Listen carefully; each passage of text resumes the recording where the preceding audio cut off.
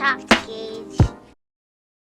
Okay, so today we are going to be ranking every Studio Ghibli film. Now, for most of you guys, this is really not that big of a deal, but for me and Gabriel, this video has been a work in progress for literal years, where we have gone through and watched all of these films. I collected all of them.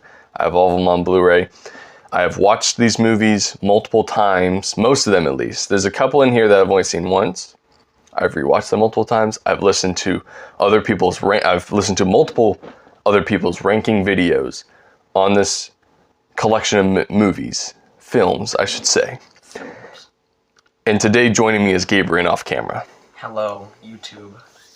And today, this is hype. History is going to be made. Yeah. Shall we begin?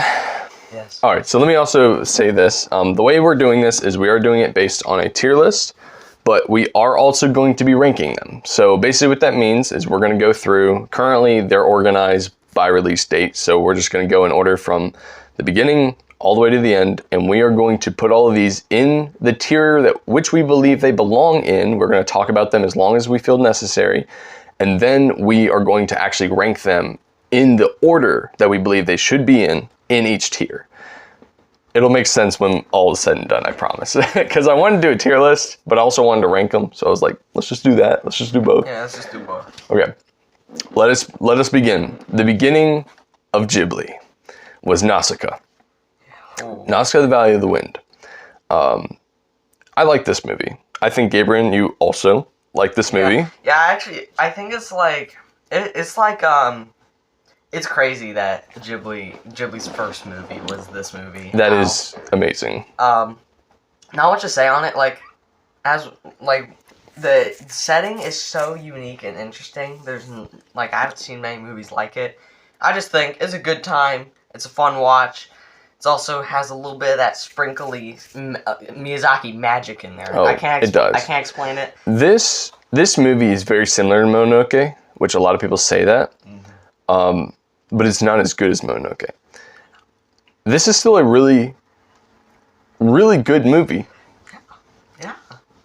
We are going to put it in B tier for now. It's popping, y'all. Let's get it. That's good. I could see that one moving to C, actually. Potentially. I think it's better than the C tier movie. You might be right. It might be bottom of B.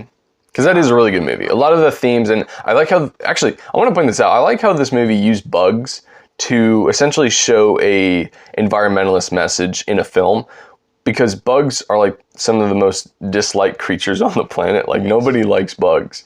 Or I shouldn't say nobody, but many of us don't. They're ugly, and they're creepy, and they bite, and like, we don't like that. But it's really cool how Miyazaki used something like that to essentially make us feel for them. I actually like that. So yeah, honestly, this movie is pretty cool. Next is Castle in the Sky. And again, we might come back to this. And let me also quickly say that Nausica is a cool protagonist, and I like some of the characters. I do think that the movie could have been maybe fleshed out a little bit more in certain areas, because Mononoke definitely puts it to shame in regards to its different factions and the world building. I mean, give it the benefit of the doubt. It was their first movie. Right. I mean, right. And that's important to recognize. And as a first movie, it's amazing. I'm leaning towards the bottom of B, but let's add some more to this list. Next is Castle in the Sky. This is the first official Ghibli film once they had the name Ghibli. I told Gabriel, and I've told Gavin and Gunnar going into this video that this is probably going to be my one and only really big hot take, because I am so certain of this ranking of a C tier, and a lot of people are probably not gonna like that. But let me explain. This is This is, in my opinion, the worst Miyazaki film. Okay, I like the things I like about it is I like the lore, I like Laputa, I like the robots, I like the visuals, the animation, and certain moments. I don't like the cookie cutter villain, which is stupid, and Miyazaki himself does not like to make Disney-like villains that are just evil for the sake of it. He really barely ever does that. This is the only movie where he actually does it that way. You know, in a movie like Mononoke, which already like talking about the movie so much. That movie portrayed people in a more realistic light. And one of the things that bothers me about Castle in the Sky is it has that very bland, boring villain who's just, I don't like him at all. But it also adds in the writing of the other characters, such as the pirates, where they are more human. Because they start out kind of bad, but then like you realize, you know, they're kind of just goofy pirate people, you know? They kind of feel like not as good versions of the pirates from like Porco Rosso, bro. Yes, and that, as far as like entertainment value, that's probably true, but I don't know if I would really hold that like as like an actual, like a strong point for either of those films. But the main point I'm getting at is that the writing for those characters is what Miyazaki's really known for when it comes to creating conflict between characters versus just a bland villain who just wants to like conquer Laputa and have all the power in the world. Really, like, I feel like they kind of shoehorned in him being related to it because like it makes no sense why he's related to Laputa at all. It's all pretty dumb. Like literally he's just like, I'm actually one of the ancestors, and that's never explained. Oh, and this is probably a good time to say as well that going into this list, my thought process around how I'm going to rank things is a combination between my own subjective takes based on everything I know about these films, rewatching them and listening to other people talk about them, and also trying to blend in some objectivity as well. I'm not trying to like lose it, because what we're going to put in certain places may not be where I would personally put them. However, I'm trying to also recognize what the movies do well. So whenever I put a movie low or high, I'm also trying to like kind of blend both like what I really truly feel and think, which is where the hot takes are going to come in, like Castle in the Sky. But I am also trying to look at this list as more than just, oh, my favorites from, you know, top to bottom, because it's really not that. That's why that's a big reason why Gabriel's here helping me with this video. I have to put you on the right track when you start to get a little saucy. Yeah, if we get a little sus in this. All right, let's move on. I'm absolutely confident that is not going to move from C tier. And if I'm wrong, that's going to be funny. But no, I'm almost, it's not going to move. It is C tier. And also one more thing about Castle in the Sky. It has one of the worst dubs in the Ghibli movie. That is also true. The dub is not it. Sub. Also in the sub though, like there's a lot of squealing in the movie too. What is her name? Sheeta? She screams a lot. Not a great film, but there are definitely high points. Naomi Tanaka though. Next is Totoro. All right. That cool. Totoro's already a hard one for me to rank. It's A or B without a doubt. But see, A and B is like the hardest tiers for me, and I explained this to my brothers last night. Like that is the hardest two tiers. But Totoro is one of the few movies without a very strong driving plot that works. Because it's slice of life with also adding in this element of magical wonder and environmentalism with Totoro and the forest.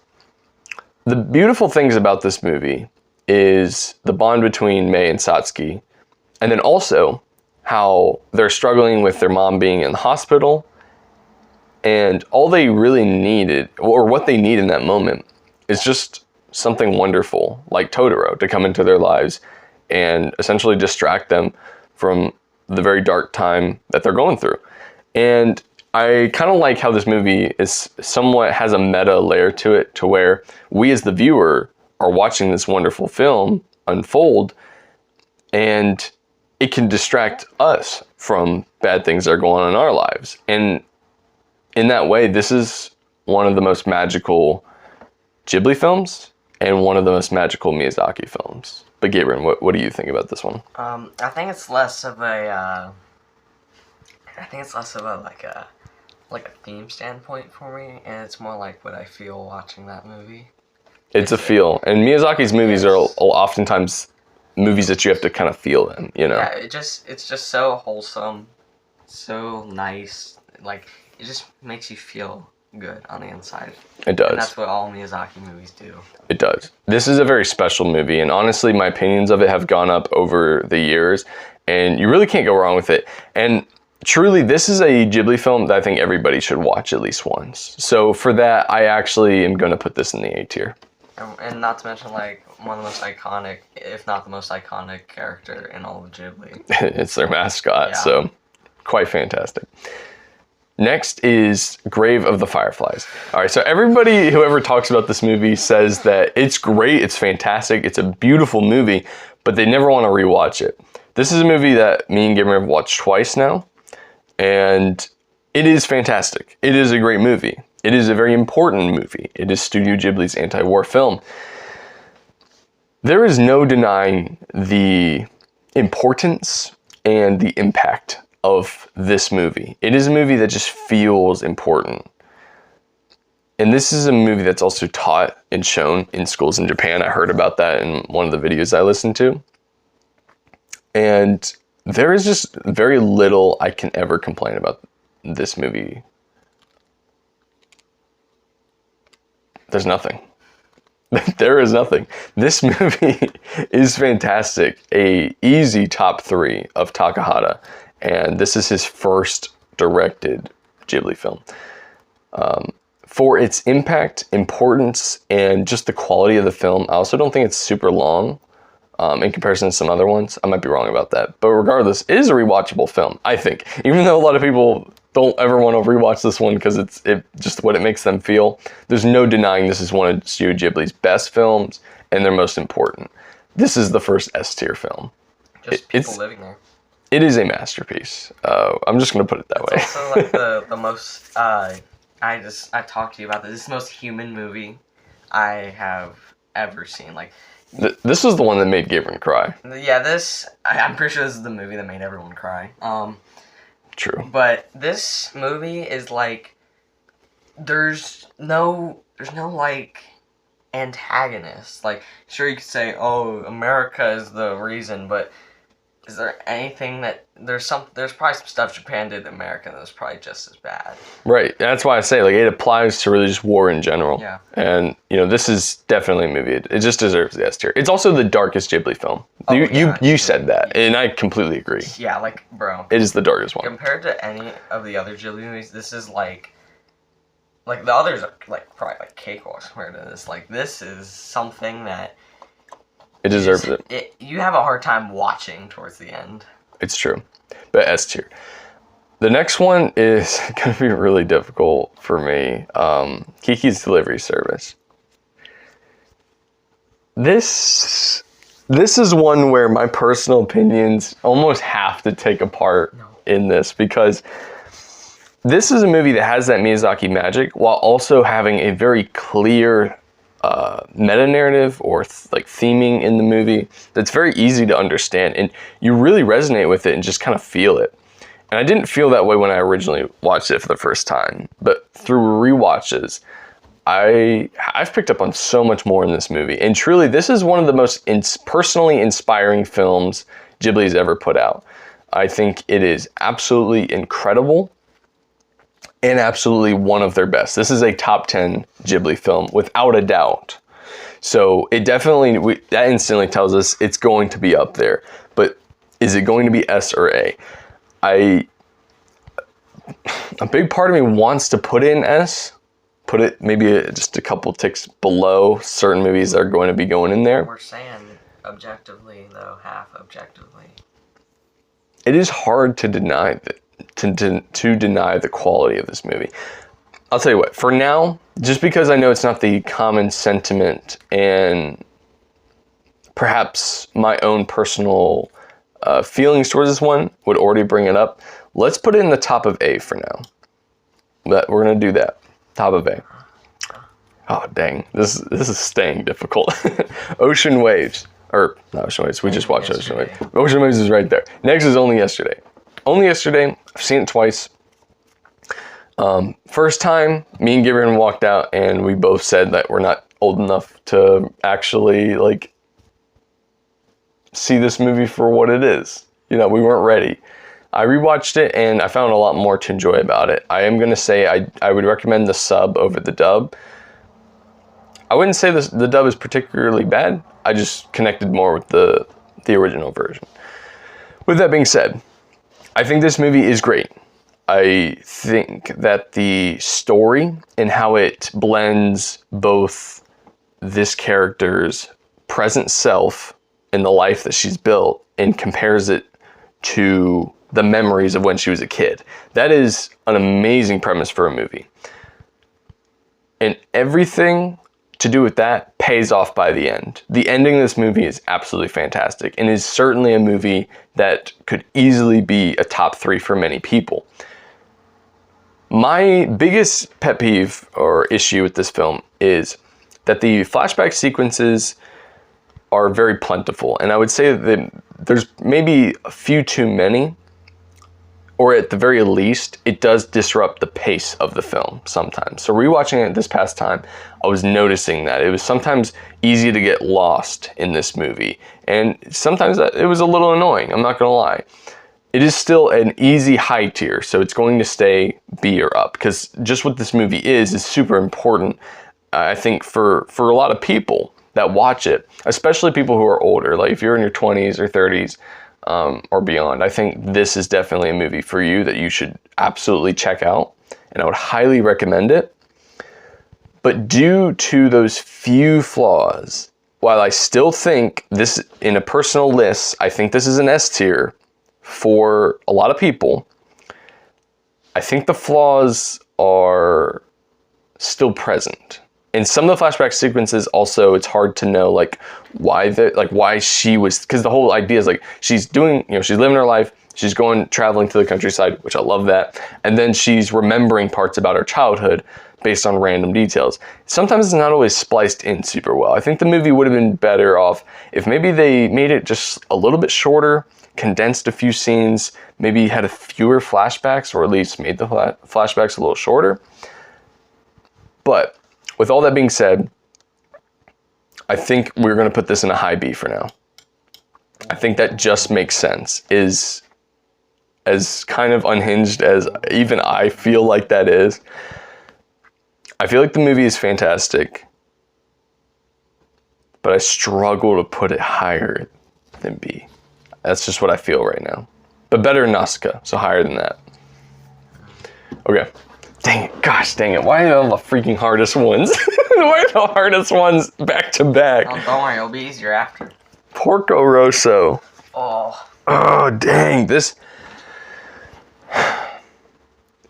Alright. Around here, around these parts, Porco Rosso is, in my opinion, the most underrated Ghibli film. I think it is so entertaining. It is not the most deep Miyazaki film. However, it does have some depth. The scene with the planes, don't say anything, don't spoil it, but the scene with the planes and like the clouds, that's all I need to say. There's a lot of planes. Those of you who've seen it will know, yeah, with a lot of planes. The dreamlike sequence. Fantastic. So there's some depth there. But Porco himself is just one of those entertaining Ghibli protagonists and one of my favorite in the entire catalog. This movie, it situates itself in this perfect point where it is just so fun to watch. It almost has that Totoro and Kiki's, really it's just the Miyazaki magic, let's be honest. Yeah. It is just magical watching this pig just do his thing.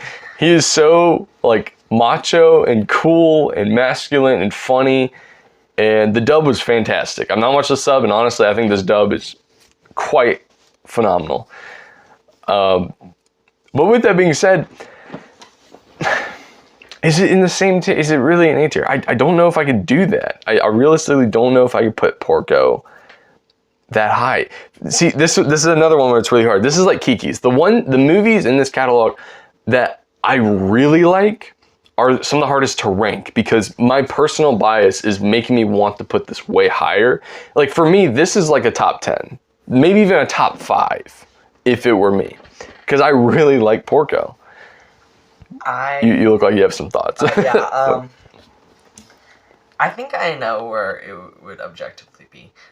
This is like, it's a really good Ghibli movie, but it's not like the best Ghibli movie. And so I actually think, objectively, it would be a high B tier movie. I actually was leading up to that. I think I actually would agree. We're going to put it in between these two. Even though, let me just say this, if it's B or higher, I recommend you watch it. That's actually a good way to define it. B or higher, I recommend. Like if you're not, you're not intending on watching all the Ghibli films like me and Gabe did, and you just want to watch the good ones, quote unquote, B and up is what I'm recommending.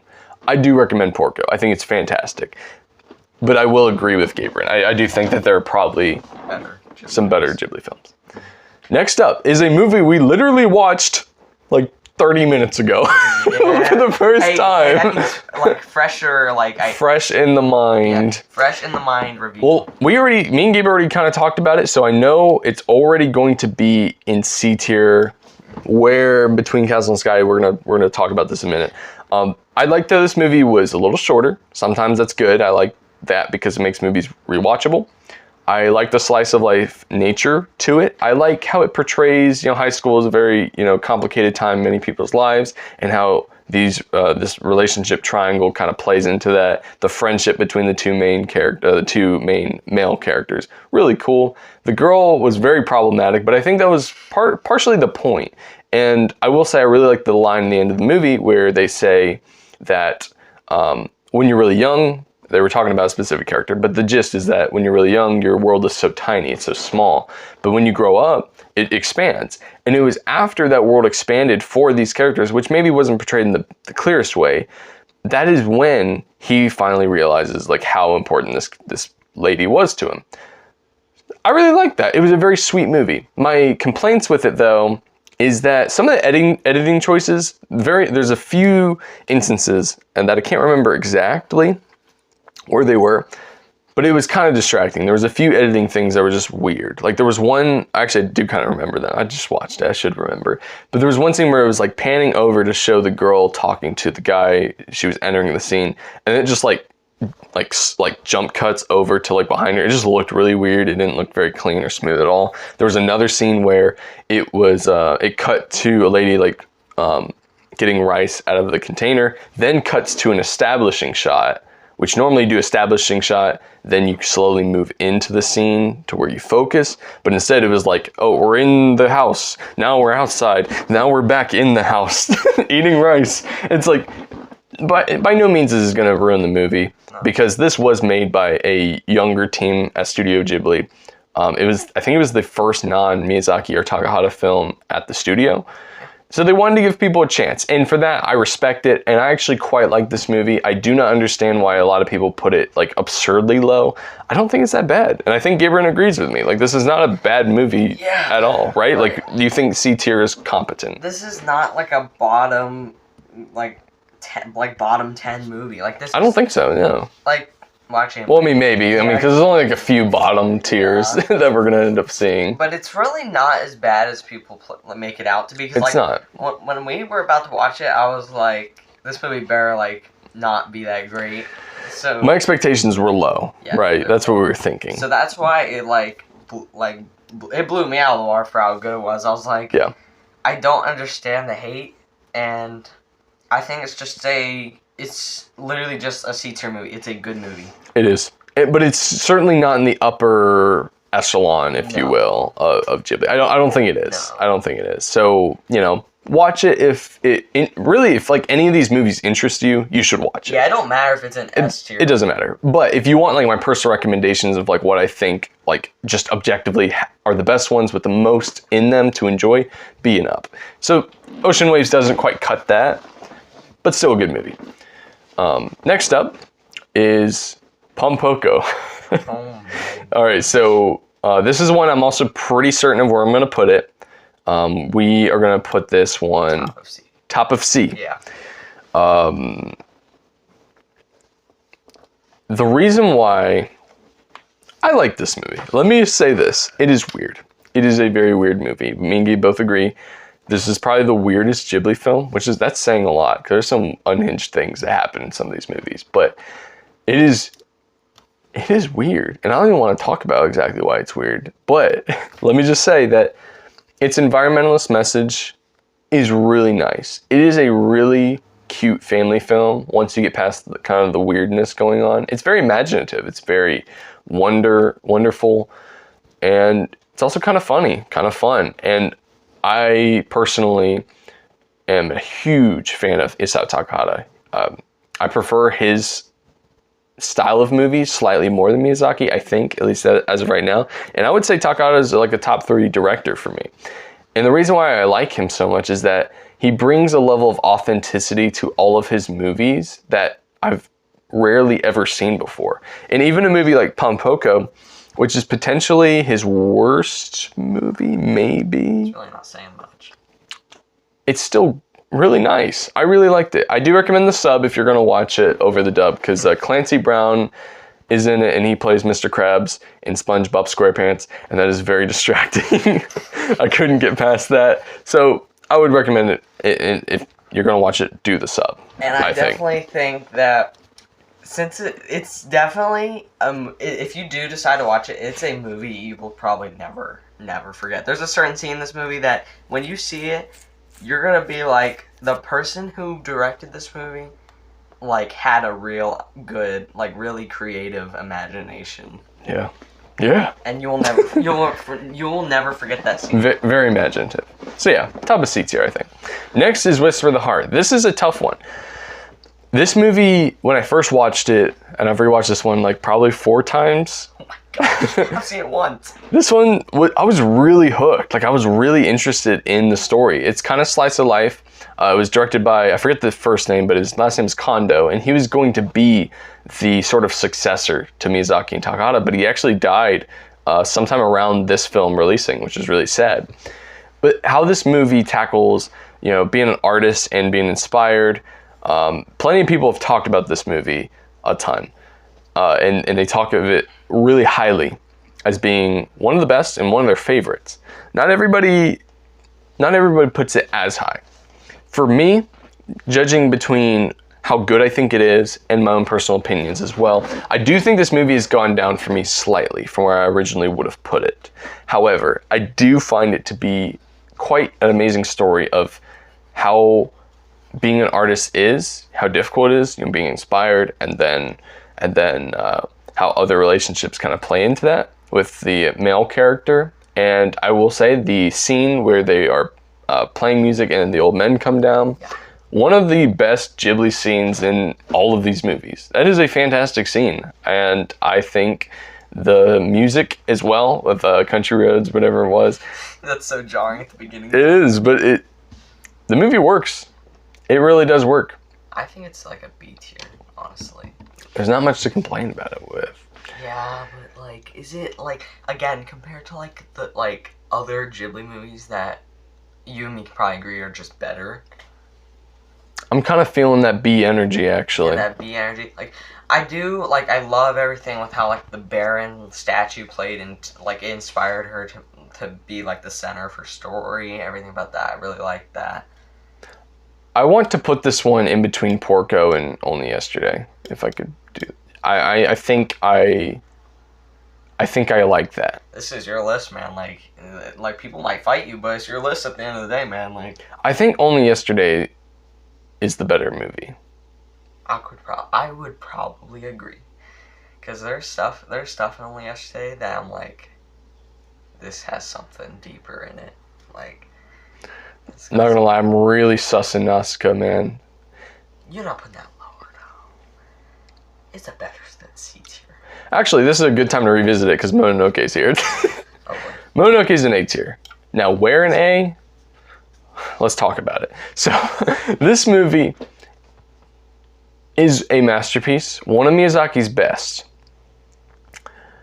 With that being said, my one complaint is that I don't understand what San is meant to be or be there for in the story. Like, what the movie's named after her. She is Princess Mononoke. So what importance does she have in the narrative as far as what the movie is trying to convey to the audience? Because she really seems like that's what she's there for. But it's really hard to figure that out. Now, everything else is amazing about this movie. It's so imaginative. It's the most violent Ghibli film. It was Miyazaki's way of portraying nature as not always something that's cute and cuddly. Sometimes it is deadly and, hurts people and each other.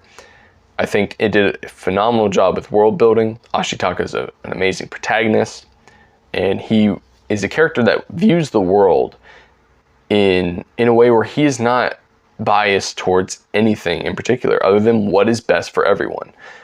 And he's probably my favorite Ghibli protagonist, at least top 3 for that. Also, Mononoke is one of the best like antagonists in a Ghibli movie because you understand her intentions and what she wants, and it's kind of like you kind of agree with her, but you don't at the same time. Honestly, I don't even like calling her an antagonist because the movie really doesn't have one. And that's weird because the movie has a lot of conflict, but it's really just a person. It's a person. It feels real, and that's what Miyazaki's so good at. So this is easily an A-tier film, and it's gotta be more. It's gotta be higher than Totoro. Kiki's is really hard for me to look past. It is an A-tier movie at the very least. It's not moving below that. I just feel like Kiki's does a better job with being all-encompassing.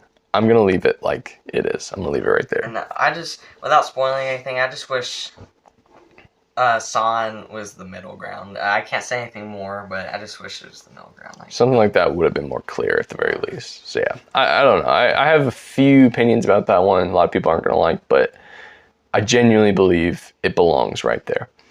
Next is My Neighbors the Yamadas. Where do we rank this? Where do we rank this? I already know. It is a, what's the word? It's very experimental. It's funny. It's a comedy, right? It's a family comedy. It is directed by Takahata. This or Pom Poko is probably his weakest films. I think Yamada's is his weakest. And I might agree with that. I actually think I do agree with that take. My biggest problem with this movie, easy. And honestly, the only negative thing I could really say, well, maybe it's a little too long, but I say that a lot. Nanako was shafted. Yeah, we all knew it was coming. Nanako was shafted. She was the cutest, most fun character in the movie, and she's in the first very long episode slice of the movie. And like they were planning it like she was going to be the main character because she was like almost like the narrator almost like. Well, she became really popular is what it is, and so she. You would think that they would have changed something, but no, they didn't. And so she ends up getting shafted for a majority of the movie. It's really distracting and just irksome because it's like, why did they do that? Because she's didn't go anywhere. She's still in the movie. It's just like, why does she never get any focus after that? Huge missed opportunity. So many good moments could have been with her. But the rest of the family get plenty of time to shine, and that part is fantastic. It's really nice. It is a visually stunning movie, very beautiful. There's certain scenes that are like jaw-dropping. Not a lot. There is a few though. There's a few where they shift almost the style of the movie even. It's very well done and quite eye-catching. I think it's a C-tier movie. It is. It is nice. I actually agree with that. I'm going to put it at the bottom of C for now, due to it having a few glaring issues that are really annoying to me because it was so easy to fix it. Oh boy, next up, Spirit Away. Let me get that out of the way. Oh boy, everyone is always like, this is the best Ghibli movie now. All right, look, I have had a saga with this movie. I started out not really liking it when I was much younger and I watched it. I didn't really get it, didn't like it. There was other Japanese movies and shows I preferred, and I was like, nah, this ain't it. Over time, though, through watching all these films, rewatching Spirit Away, probably 5, 6, 7 times maybe, I've seen it a lot. It's a long movie. It's a beautiful movie. It's so creative, and it is truly one of the most alive fantasy movies or animated movies ever made. Honestly, what more is there to say? Everybody always puts this one like top 3 at the very least, which most people would be like, wait, not like the best one. There's actually a lot of people that put other ones in number 1, and not even just necessarily personal picks either. Even if you were to take that out and not apply that, this movie is still a masterpiece. It is one of Ghibli's best movies, and honestly, I used to think that there wasn't a lot of depth to it because I struggled to piece everything together. Like, what is this movie about? What is it saying? But it is there. I watched a video, I think it was on the channel The Take, and they talked about how this movie talked about consumerism, and that's just one level of it. Because clearly you see that in the movie with No Face, you know, when he's like giving the money to everybody. Everybody's like showering with praise. And Chihiro is the only person who doesn't care. So there's definitely some essences there. It's also interesting to see how the Yubaba and her twin sister, I forget her name, one of them has this grand industry, which is this bathhouse, making a ton of money. She's very money hungry. It's very clear to see. Her other sister lives out in the country and much more natural life, and she's so much nicer. And I feel like that alone is telling us a lot, because Yubaba is like really mean and angry and is all about money and doesn't seem happy. Is not happy. That is beautiful. Now it's not like what the movie is like about. Like, you couldn't convince me it's what, like, that is all it's about, is how I should say it. There's so much to this movie, and I feel like no matter how many times you rewatch it throughout your lifetime, you'll never fully see everything this movie has to offer. So that is an easy S tier. However, do we rank it above or below Grave of the Fireflies? I will answer that for you. It is above Grave of the Fireflies. No way. No, bro. Is that unhinged? I would disagree. I feel like Grave of the Fireflies talks about something that just... I feel like everyone just, like, it's not something that... It's just something that... It's hard to explain. It's like, when anyone watches that movie, it's almost like they just figure it out. Like, they just know. And it just... I'm open to reconsidering. Let's leave it there for now. Otherwise, I'm going to look really stupid. No, I'm just kidding. I don't care. But we are going to revisit. Trust me, we are coming back to S tier eventually. I'm open to it.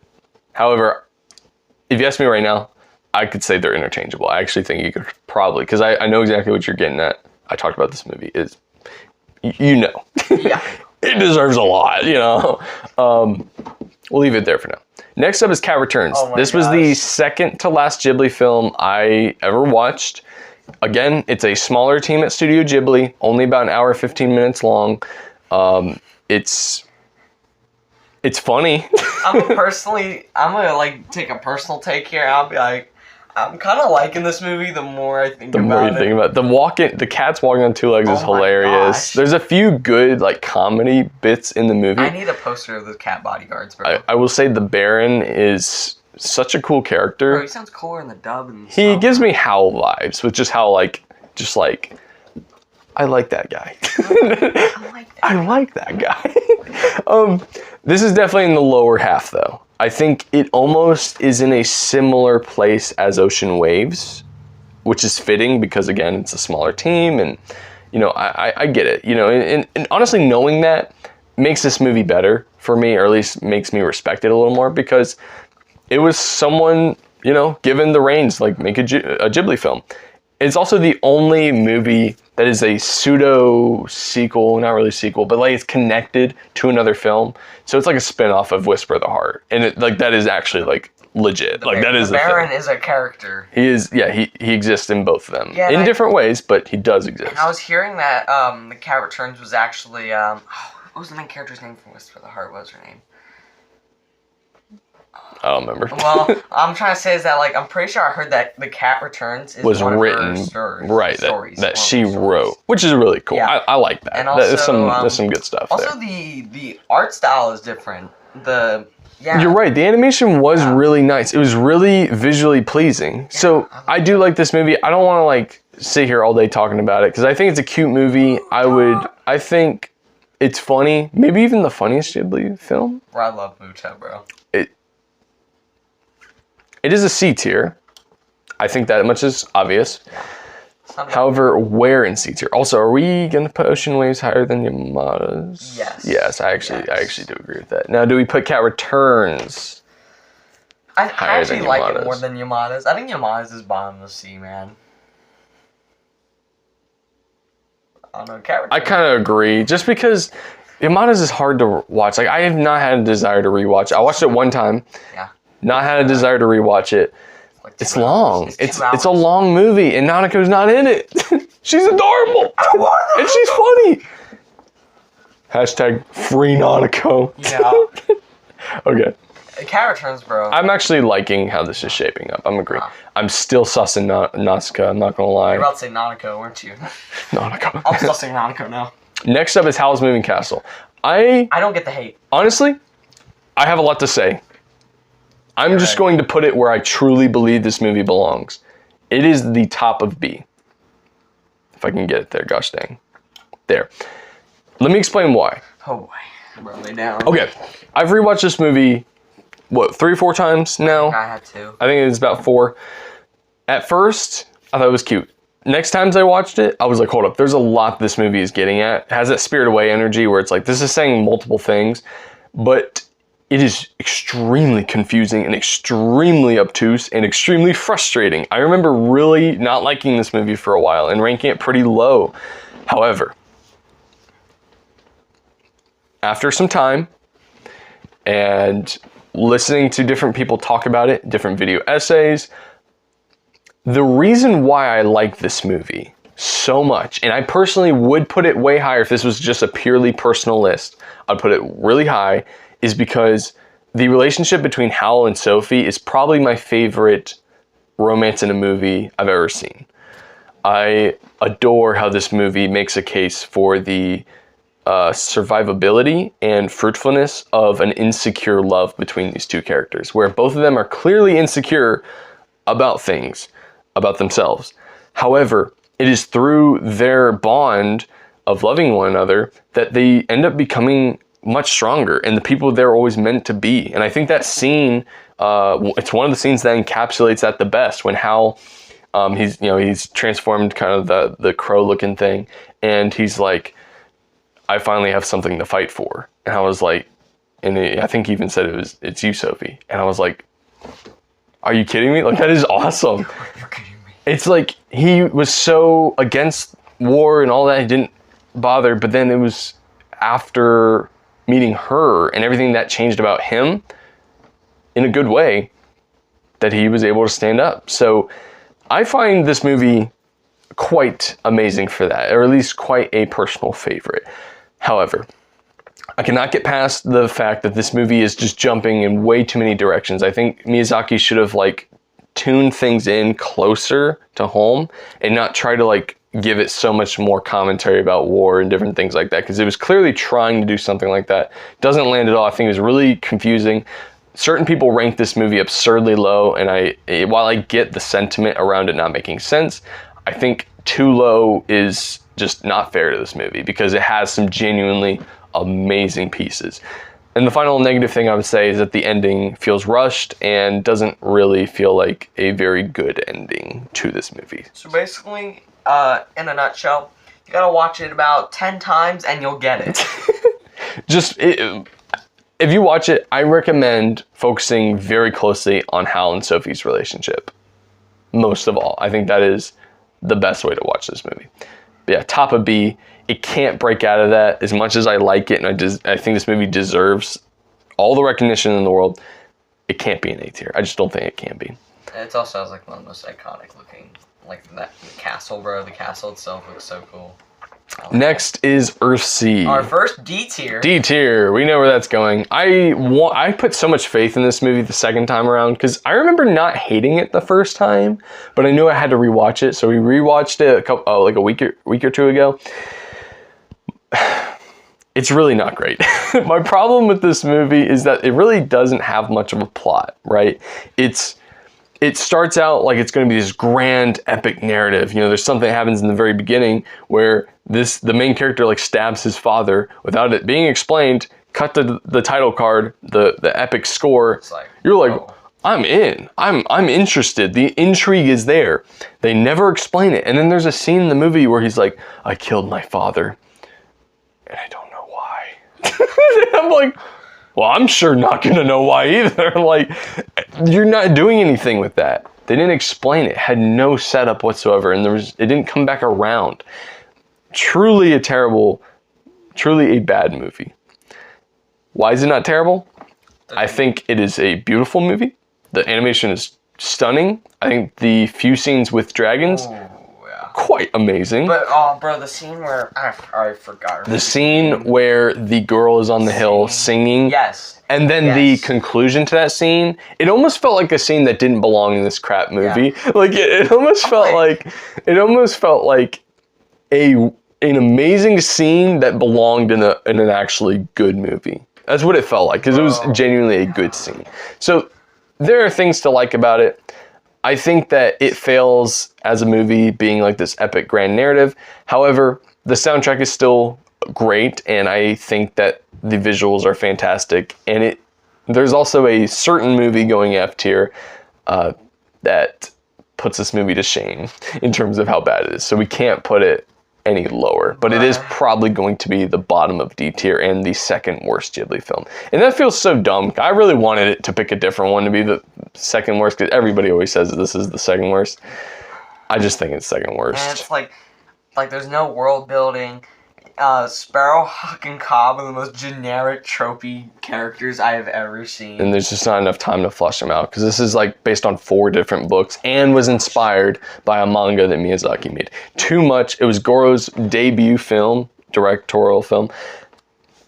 Just not it. Do we need to bring up the Chicken Little prediction? Oh yeah. Chicken Little is a allegory for Goro Miyazaki's life and career. Yeah, just watch Chicken. Don't even say it. Just watch Chicken Little. You'll know exactly what we're talking about. Look up Goro's career, how bad it was, and watch Chicken Little, and you'll know. You'll know. Moving on, Ponyo. Okay. Bias. The bias is it's creeping out, guys.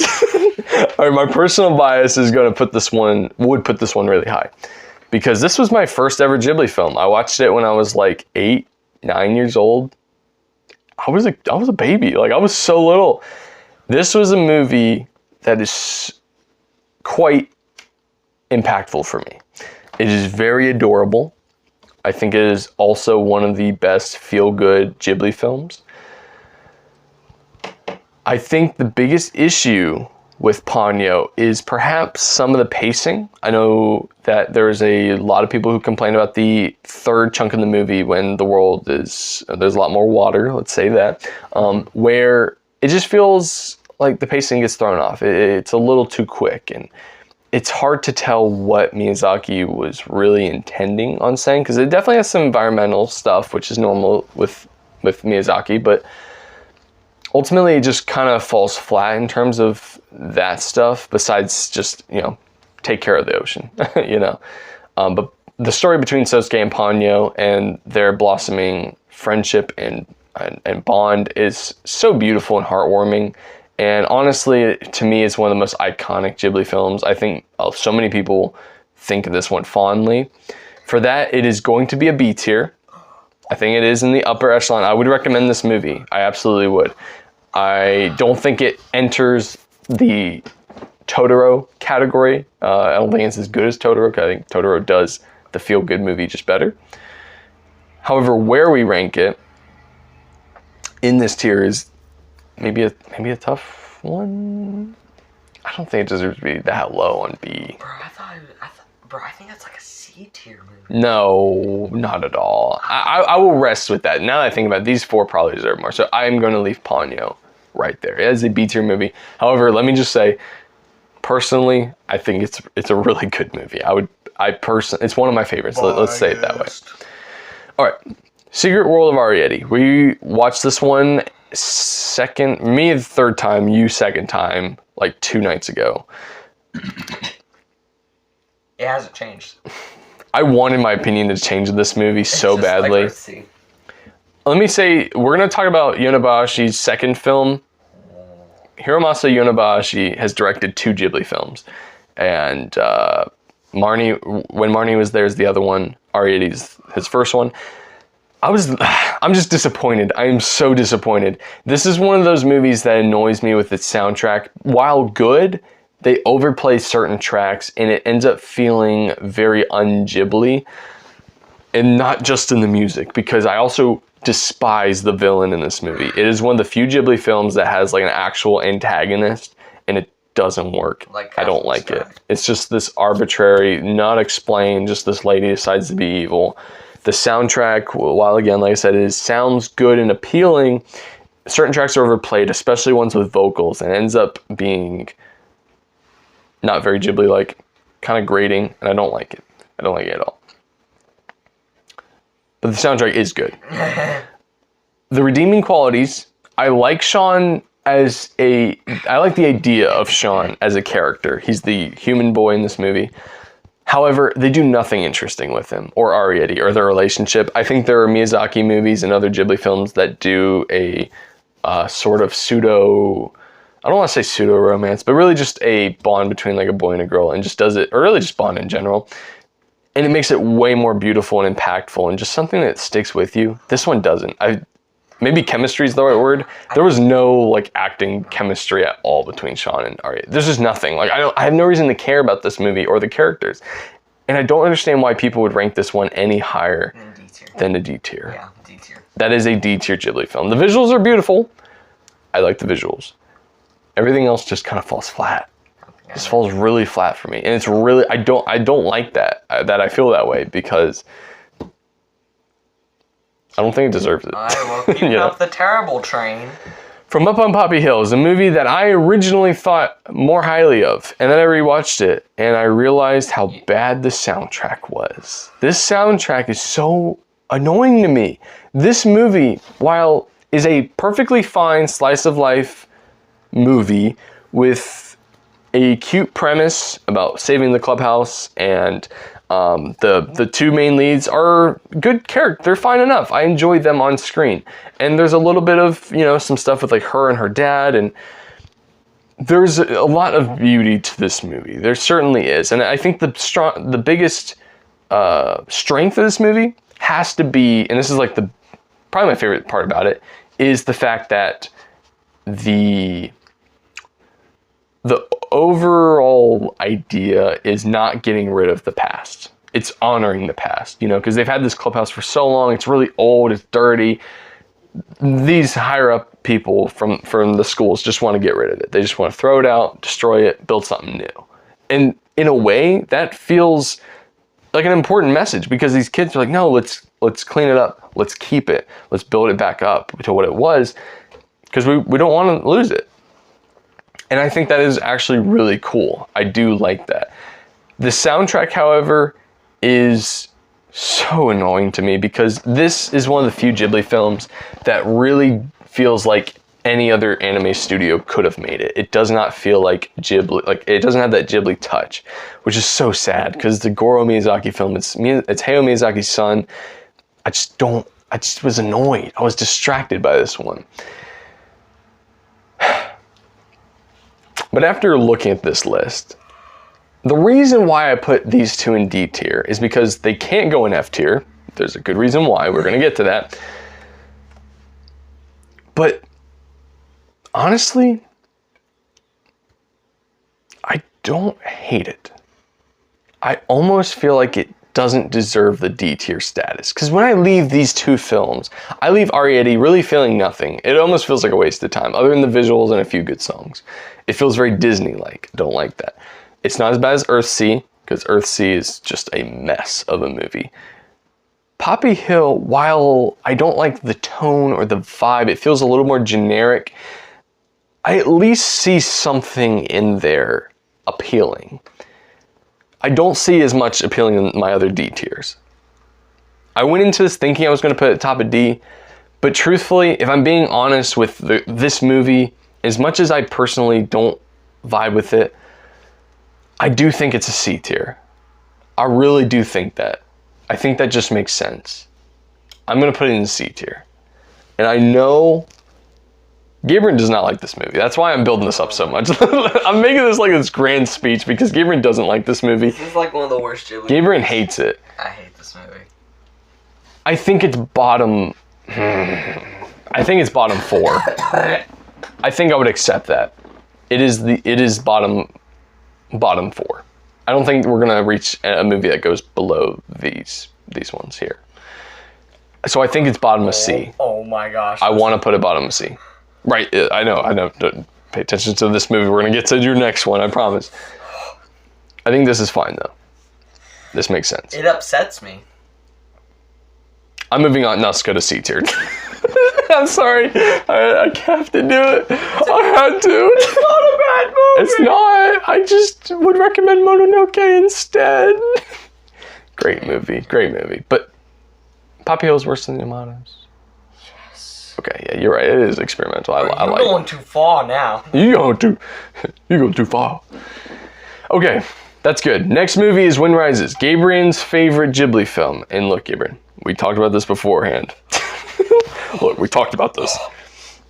Wind Rises is Miyazaki's most realistic film. It is basically a biopic based on a real person who actually lived.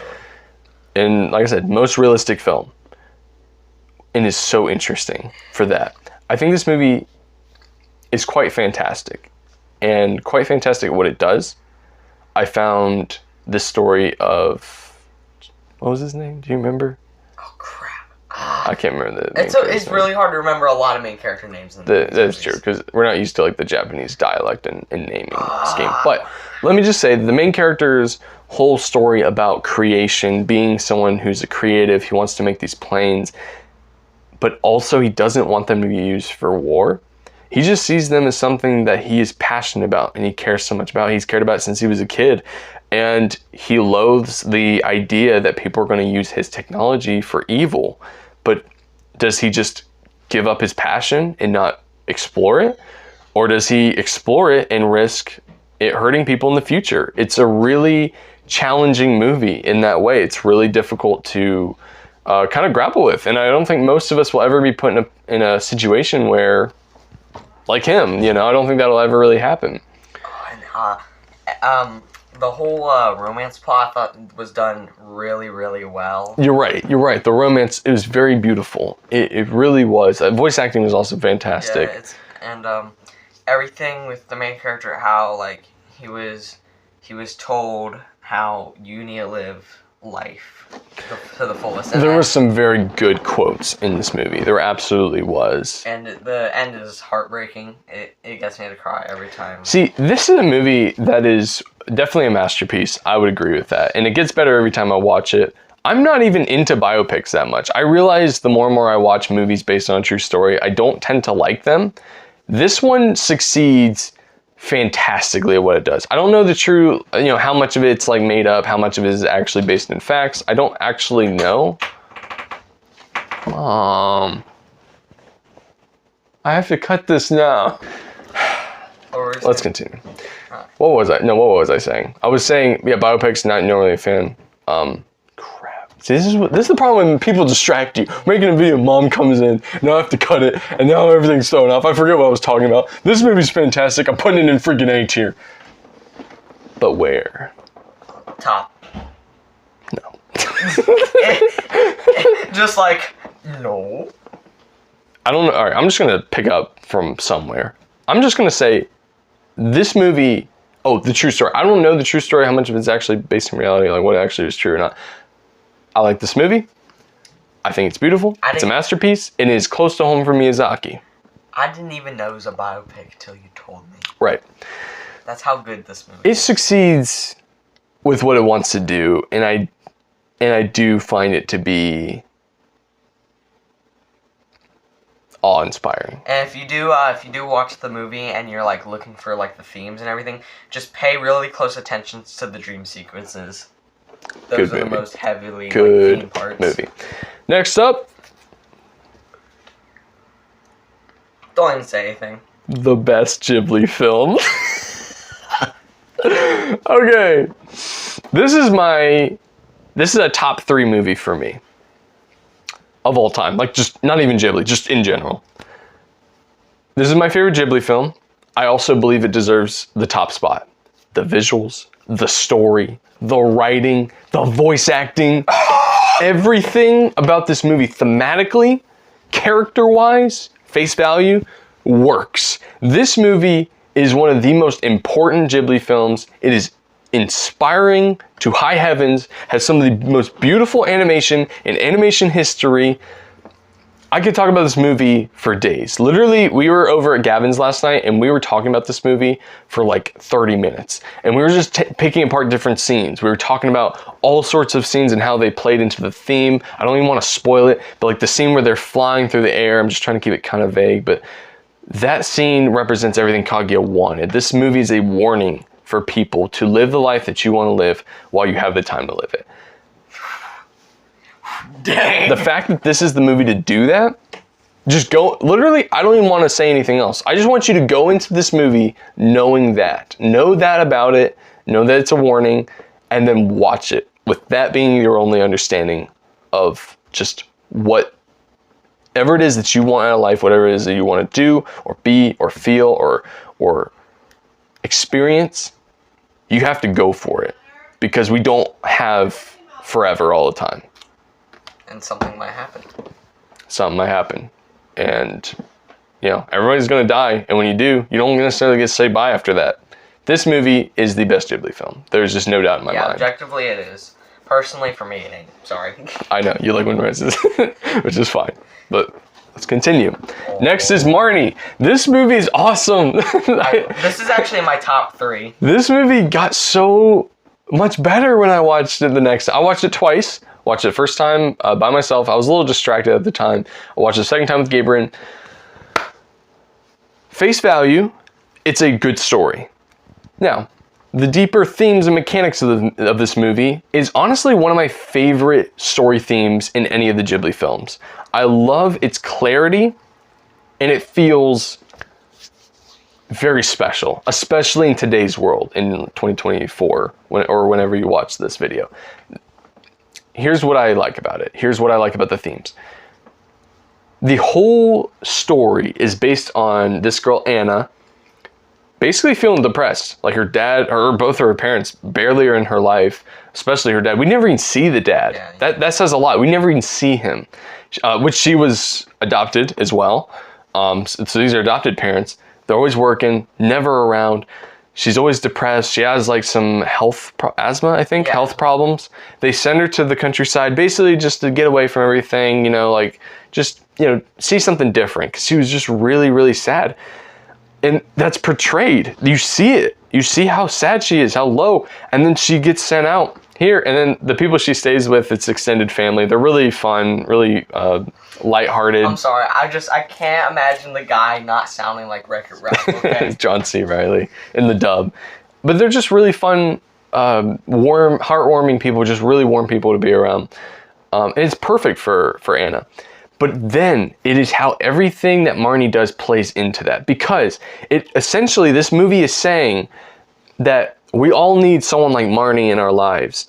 Marnie is a character who truly sees Anna, and Anna's very insecure. She's very problematic. I mean, it's just clear, like she's going through a lot, right? We don't expect her to be perfect or even at her best, because she's not. She's at like the lowest point in her life. And there's plenty of reasons why that's the case, and the movie explores it. It asks those questions. This movie is fantastic. And Marnie finally is the perfect person for Anna in that moment, because she's someone who wants to know Anna. They even say it. They say, like, every single time we come together, let's ask 3 questions to each other. So basically, Marnie wants to know who Anna is. And it's through that process of truly loving her, because that's what it is. It's learning about someone, it's truly seeing them and helping them to feel heard and seen. Marnie gives that to Anna. And it's so incredible how you see throughout the movie, eventually Anna becomes this much more confident, strong-willed person. And eventually they even point out in the movie that their roles kind of flip. And that's so beautiful. It's almost like right now in your life, if you don't really feel like you're going through a whole lot, you can basically look at it like, be a Marnie. Be a Marnie for someone who needs that. Because if you do that, you may have gained a friend who at some point when you're not at your highest, you might need to lean on them. You know, maybe you'll need their help, you know? And I think that's so beautiful, especially in our day and age now. This is an important movie. And truly, I actually think this is the best non-Miyazaki or Takahata directed film in the entire catalog. And probably one of my favorites as well. This is an A-tier Ghibli film, and quite possibly an A-tier. Now, where in A-tier? I just talked this movie up. I can't go smooth. I can't be soft, Gabe. It's easily higher than these two. I would rank it higher than them. Wait. Do I rank it higher than the next ones? I don't know. I already disown you for putting it above Wind Rises. Do I put it above Mononoke, though? I don't know. Yes. Alright. It also has a really good soundtrack, and there's a song at the end. It is... Good on the outside. Fine on the outside. That's what it's called. Let me say, we're going to talk about another important end credits song in a minute, but this end credits song, it perfectly encapsulates Anna's feelings and what the movie's about. I really like this movie. It gets better every time I think about it. It's easily, there's no doubt about it in my mind, it's A tier. It's definitely ranked above these two.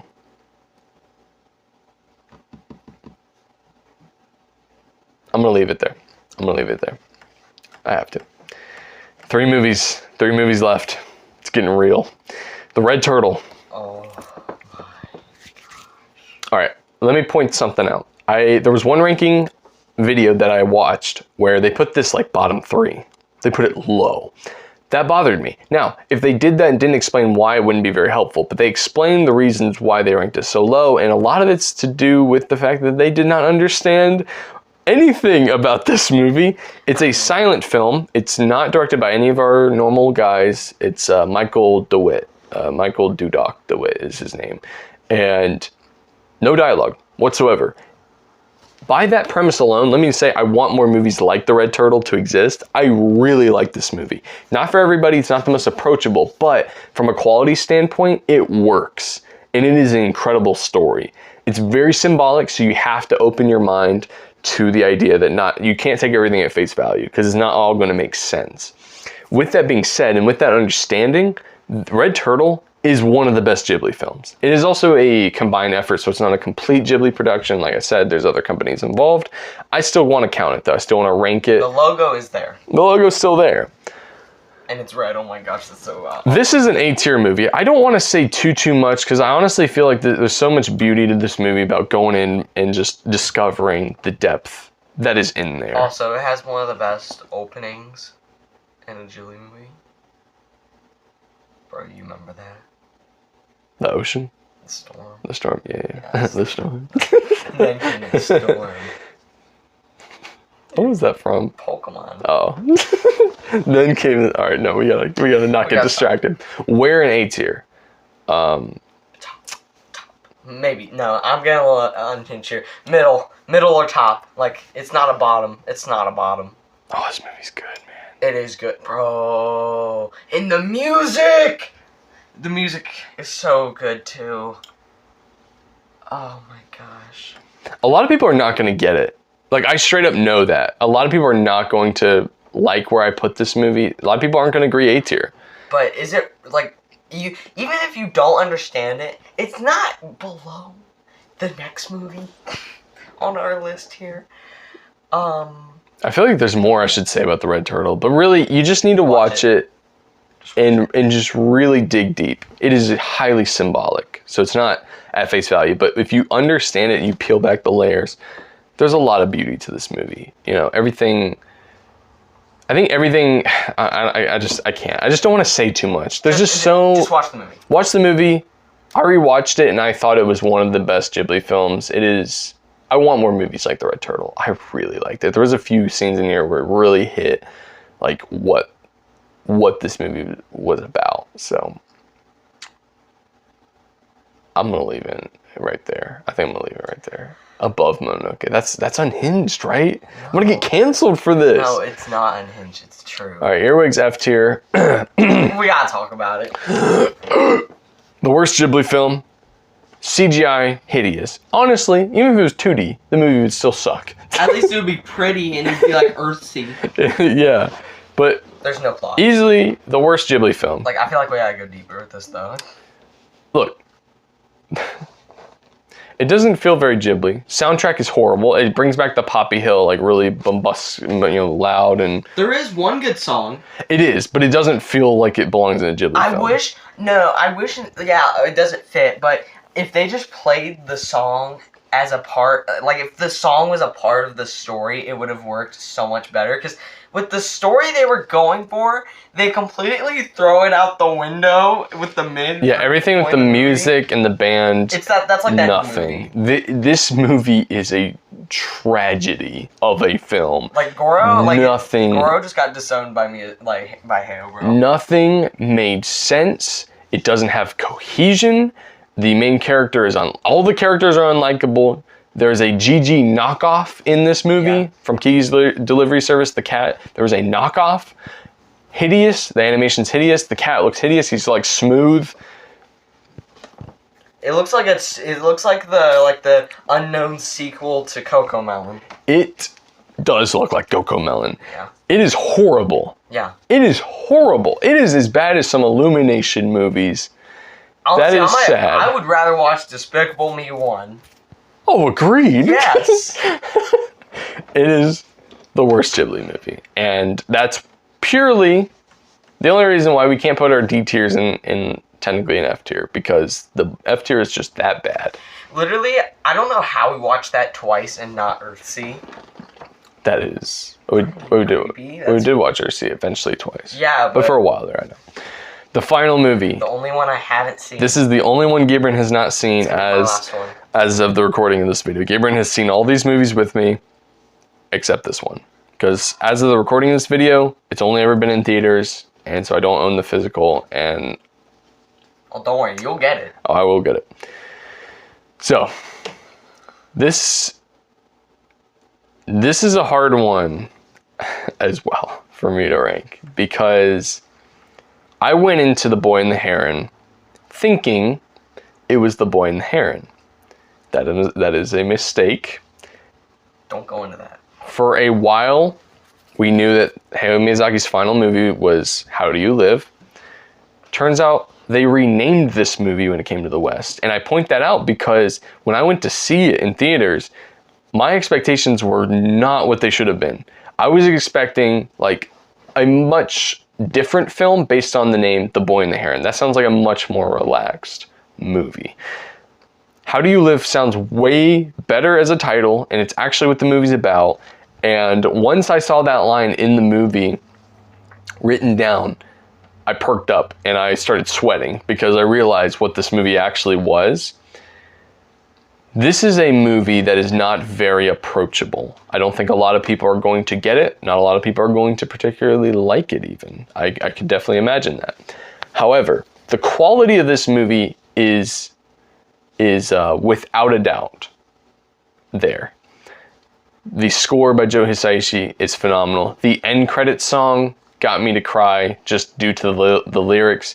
And the fact that this movie is about Miyazaki's story. It is his story, it is about his life, but it's not a biopic because there's a lot of imaginative things that go on. It's just everything about this movie is Miyazaki.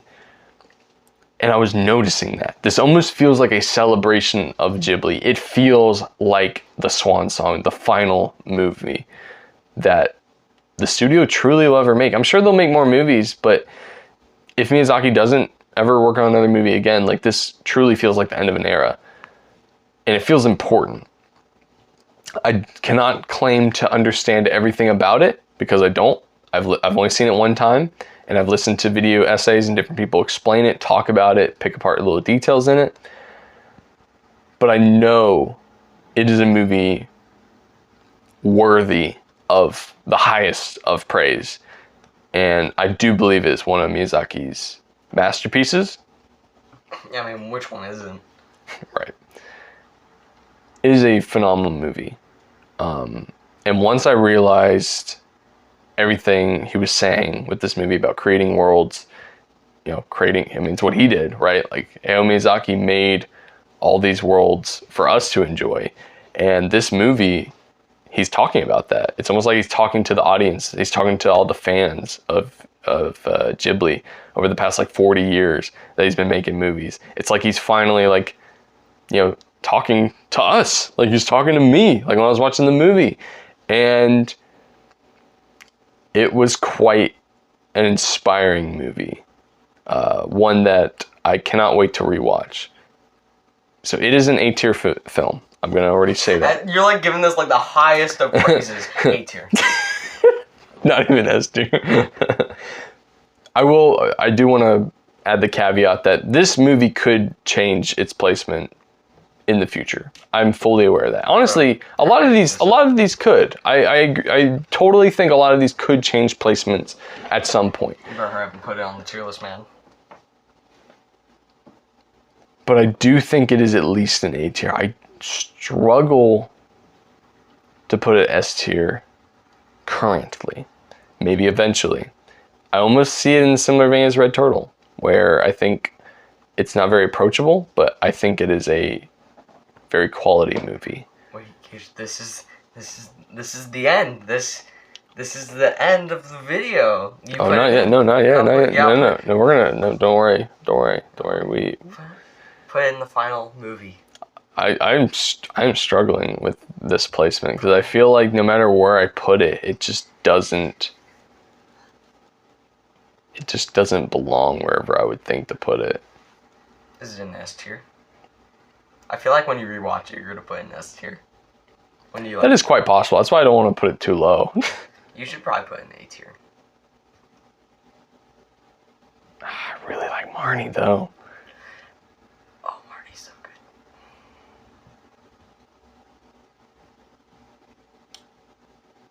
Boom, boom. I'm gonna put it right there. That's so crazy. I'm gonna put it right there. That's where I'm gonna put How Do You Live. Okay, so now let's, because I said we're ranking these. Oh, I forgot. That's why. I just want to we're gonna just adjust anything we think needs adjusting, but I'm gonna also just visualize this and with my voice, put words to it. So, in order from worst to best, we have Kaguya, number 1, Spirited Away. You said worst to best. No, best to worst. Okay. Sorry. Kaguya is number 1, 2 Spirited Away. Grave of the Fireflies is 3. Those are the S tiers. I do think they deserve it. Truly. Then Kiki's Delivery Service at 4. That's crazy. Then How Do You Live at 5. Red Turtle at 6. Mononoke at 7. Marnie at 8. Totoro at 9. Oh, we have a clean 10 between S and A. That's awesome. Let's go. So those are the top 10 Ghibli films right there. I think I agree with that. I like that. I like that list. When I look at everything else, while there are certain movies I like more than certain ones in the top 10, like Porco is a personal top 10, Ponyo is a personal top 10, Howls is probably a personal top 10. I like that top 10. I think you get the best of everything the studio has done in that list right there. I think those are probably the ones that everybody should watch. But watch The Boy and the Heron last. I am going to say that. You should watch at least all of Miyazaki's films, if possible, before you watch that one. But then 11 is Howls, Only Yesterday's 12, which I know feels a little wrong to me because I know that movie is really good. It's a very important movie. Again, you have to recognize, I'm putting this, personal opinions I'm acknowledging, but also just objectively what I think about it. I think Only Yesterday is going to rest there. I truly believe that because I do find a few things about some things in its pacing and by extension its length, which I really wish wasn't something that bothered me. Whatever it is, what is this, 11, 12, 13 is Whisper of the Heart. I really like that movie. I think it's a shame we never got to see more Kondo movies. 14 Porco, 15 Ponyo, and then that's when we enter the bottom ones. Nausica is just top of C. That's something I did not expect to do in this video, but I actually think I would probably put that one there. And then Pom Poko, I do like Pom Poko. I would recommend it to a very specific kind of person, but not generally. Castle in the Sky, I think it's the weakest Hayao Miyazaki film. Personally, not a huge fan of that one. Not bad. Ocean Waves was not bad. It was mid. I liked a lot about it, honestly. Cat Returns below it. Cat Returns is very funny. Then Yamadas. Kind of feels wrong too, but Nausica being shafted, That's terrible. I feel like these other movies just have more good in them. More that they do right. And are more rewatchable too, these ones. Yeah. Poppy Hill, I actually do believe that deserves bottom of C tier. I don't think it's a D tier. Bro. Now that I think about it, I really do believe that. That's a D tier. It's a top of C. Because the D tiers I really don't like. I really don't feel much leaving them. At least Poppy Hill I can respect how it tries to respect history in the past. I get that. I like that. And then the 3 worst, Arrietty, Earthsea, and Earwig. I think those are the worst ones. Gibran, please tell me anything that you think is wrong with this list. Okay, Earwig shouldn't be at F tier. It should be S tier. It should actually be okay, end the video. I'm just kidding. But seriously, like, is there anything in here, second opinion? Is this the canonical Ghibli tier list? Do you want me to go from an objective standpoint or a personal standpoint? Well, just probably more objective. Like, what do you think? Dang it. I don't know if Kiki's is a number 4. That sounds a little... I think it is, though. No, that sounds a little outrageous to me when, like, the red turtle is just kind of sitting back there. Or even, like, How Do You Live? I mean, like, yeah, Kiki's is good. Kiki's is good. But if we're going objectively, I feel like your bias is kind of going into that a little bit too hard. If we're going from, like, objectively to where, like, yeah, like, that is, like, something that cannot be replicated. It's Kiki's, though, man. Shut up. Literally, I think a good number 4, dang it, would I say Totoro? That high, whoa. Would I think this is a good list, though. Would I say, like, Marnie, Red Turtle? Red Turtle? Red Turtle's the Red really good. Turtle? It's really good. I think this is a really good list. Like, I know you have, like, some personal gripes with certain things, but honestly, I truly like where I put it. I think the only movie that makes me feel a certain way that I'm not too sure I like is Only Yesterday and Whisper of the Heart. They're fine. They're B. They're fine. They're good. Not the greatest, but they're good. I agree with that, but it just kind of hurts. I just don't feel good about that. But I'm going to leave it. I'm going to leave it. This is my list. I think we're done. I'm going to leave this list. This is my official Ghibli ranking. Took a long time to get here. All these movies, they're on the shelf. I collected all of them. You don't have all of them. Except How Do You Live, once that comes out. That's my final Ghibli movie. But, yeah. It's over. See y'all next time.